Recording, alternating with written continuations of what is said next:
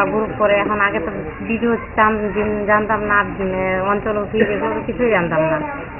এখন গ্রুপ করে জানতাম গ্রামীণ ব্যাংক কোথায় আছে সেটাও আমরা জানি না। ভিডিও এখন আমরা মানে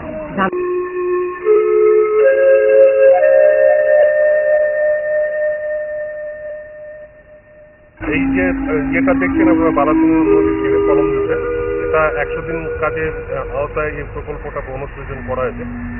এখানে মোটামুটি 1600 গাছ লাগানো হয়েছে। আর এই প্রকল্পটাতে 835 শ্রমদিবসের সৃষ্টি ব্যবস্থা আছে আর কি। এখানে যে ধরনের গাছ লাগানো হয়েছে, শিশু, তারপরে কদম, জারুল, কৃষ্ণচূড়া, রাধাচূড়া, এই ধরনের গাছ এখানে লাগানো হয়েছে। শিশুটাই বেশি আছে।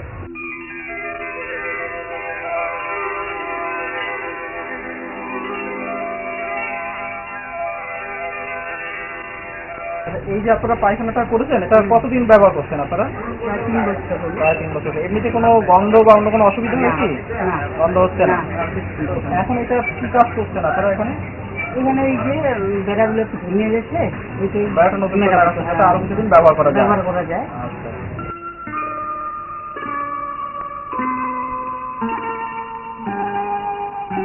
বাইশটা গ্রাম পঞ্চায়েত আছে, তার মধ্যে আমরা মাটিগড়া 1 গ্রাম পঞ্চায়েত থেকে টোটাল স্যানিটেশন ক্যাম্পেনের সর্বপ্রথম আমরা প্রস্তাব পাঠিয়েছি, মানে পরিপূর্ণভাবে স্যানিটাইজ গ্রাম হিসাবে।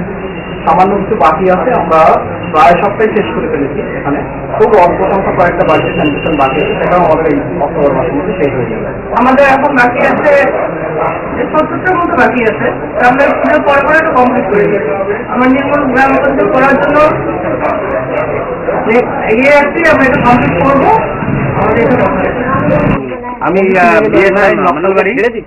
এখানে জননী সুরক্ষার যে সমস্ত মায়েরা আছেন, তারা রাত বিরেতে বা যে কোনো সময় মানে হসপিটালে মানে যাওয়ার টাকা পয়সার জন্য অসুবিধা থাকলে, তা কিন্তু আমরা যদি অ্যাম্বুলেন্সটাকে যদি আমাদের কল করা যায়, তাহলে অ্যাম্বুলেন্স সদস্যরা বাড়িতে এসে যাবে এবং যথাস্থানে পৌঁছে দেবে।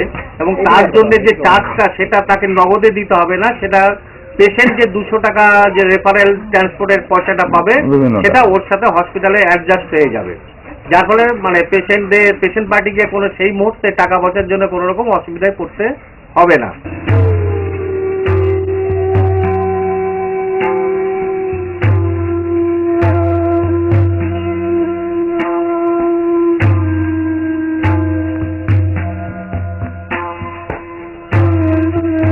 পঞ্চায়েত সমিতি এখানে 29 একর মতন খাস জমিতে এসডিআর প্রকল্পের মধ্যেই এই বনসৃজন প্রকল্পটা গত 4 বছর আগে শুরু হয়েছিল। এখন প্রায় আপনার এখানে 16,300 মতন গাছ আছে, প্রধানত শিশু গাছই বেশি আছে। তাছাড়া এখানে টিক, জারুল, কিছু আম, পেয়ারা এই ধরনের গাছও লাগানো আছে।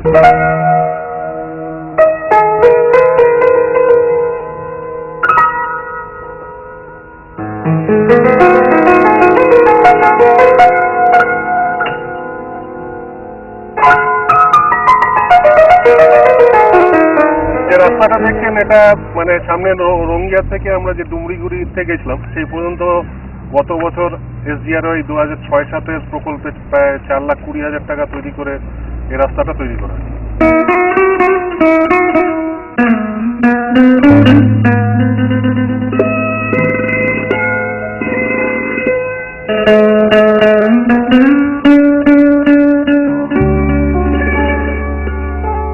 Thank you.